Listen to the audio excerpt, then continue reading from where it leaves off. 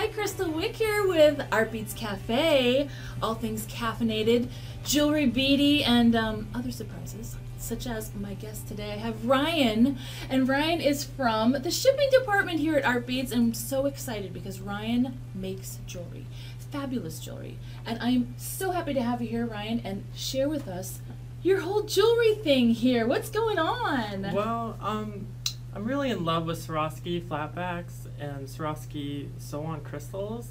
So I came up with a really fun idea to use these sew-on crystals, which are normally used for clothes. Exactly. And I just came up with an idea to make little cute bracelets out of them. So you're using sew-on stones in your jewelry. Yeah, I just use it as a little centerpiece. Oh, I love that. And now what are these strung on? I have them strung on Zama Pro. That's great. We love Zama Pro. It lasts forever, doesn't it? Right. It's really strong and durable, especially with Swarovski crystals. Okay, so Ryan, it looks like on the sew-on stones you have a little hole on the end of each piece. So how do you make sure that that doesn't cut the wire or cut the beading thread? Good question. I use the thimbles we have. Oh. We have sterling silver thimbles and gold-filled thimbles, and they work great to make sure that, because Swarovski crystals are very durable, and sometimes they can cut and break the string. Right, good to know, because again, we have a lot of jewelry makers here that aren't necessarily familiar with using sew-on stones in their jewelry designs. Yes, it's the first time I used a thimble, actually. Oh, really? Was it easy to use? Did you enjoy absolutely. it? Oh, that's and great. I was like, oh, finally, that's what those are for. Because I think a lot of people wonder that. So, oh, that's great for sharing that part. Okay, so Ryan, tell me about this here. Oh, Jewelry Shield is a great product. If you're sensitive to any type of metal, that's what we usually use.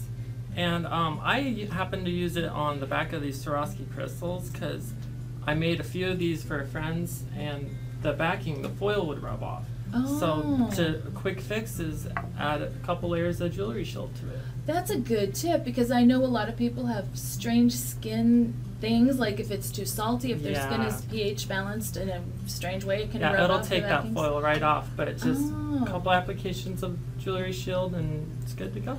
That's excellent to know. I always wondered what to use that for because I haven't used it myself. So lovely for sharing. And I like how you mixed seed beads with the Swarovski crystals on each piece. I love seed beads and Swarovski, so I just kind of combined them because the seed beads really complement a lot of the crystals that Swarovski comes out with. I agree. And which one did you make for me? I made you the new blend. I was kind of kidding, but not really. Oh. I love that blend. How did you know it's my favorite? Oh my goodness. Now, I know that in addition to making this lovely jewelry, that you're involved with a really wonderful foundation that's near and dear to your heart. So Yes. you want to share a little My bit about sister that? passed away from cystic fibrosis this year, and her dying wish was for us all to come together and fight CF. So me and my father has started a foundation in her name called the Pandamanda Foundation. Pandamanda Foundation? Pandamanda, she loved panda bears. Oh. So it was like her thing. Oh, that's so wonderful. So I just made the website, and you can check it out on Facebook.com. That's really great. Oh, that's wonderful, Ryan. Thanks for sharing that story. Oh, love it. Well, thanks for being a guest here. Oh, thanks for having me. Yeah, so let's cheers. And happy beating to everybody, right? Happy beating to all. Okay, I'm here with Sherry, one of our Art Beats designers, and she is going to tell us all about the ever popular, brand new, sweeping America by storm, soutache. Soutache, right.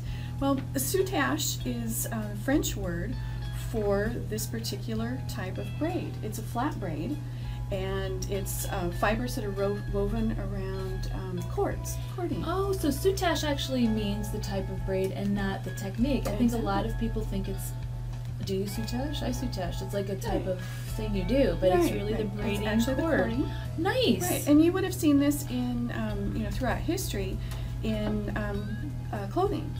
Sure. Uniforms and such. But what's really popular, like you said now, is soutache in jewelry.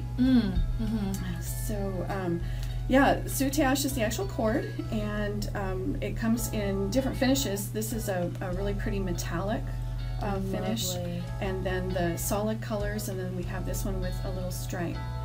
which is really pretty.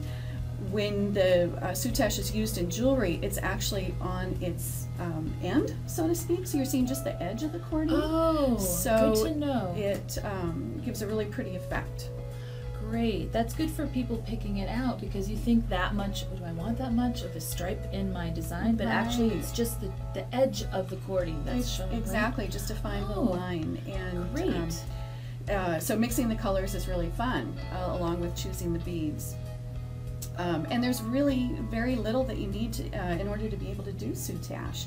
You need the cording, of course, and some thread to match, and or fire line works beautifully, especially if you're working with crystals. That's good. Needs to be very fine, and a very fine needle. Backing, we have beading foundation, which works wonderful. The pieces get pretty messy with all the cording, gets all wrapped and tucked to the back. And so to finish the pieces off nicely, I'll show you, we've got backing Oh, on the back. that's So that's what this good. foundation Okay. is A good nice- for. Nice finishing there. And of course beads, beautiful beads. Mm. We've used pearls and crystals. These That are the piece fancy is Swarovski. Gorgeous, Thank Sherry. you. Oh, I love that piece. And it looks like that you tied with a beautiful ribbon on the Ribbon, back. So right. there's all different kinds of ways to finish off your Oh, soutache as definitely. well, your soutache designs, I should say. Definitely. Oh, so pretty. Thank you. Oh, I love it. And then what about these guys? Well, there's very few techniques really. Once you master a couple techniques, it's really easy to do.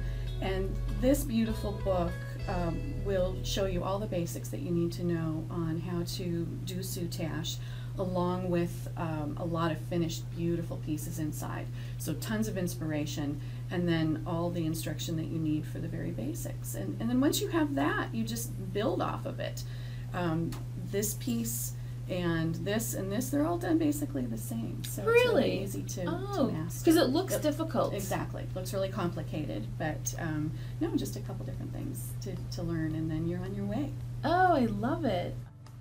Well, thanks, Sherry, for sharing soutache with us. You're welcome. Thank And thanks for joining us here at Art Beats Cafe with all things beady, sometimes caffeinated. Look, we really have coffee in here and we're drinking it. And I hope you all have a great, be delicious day. you. Thanks, Chris.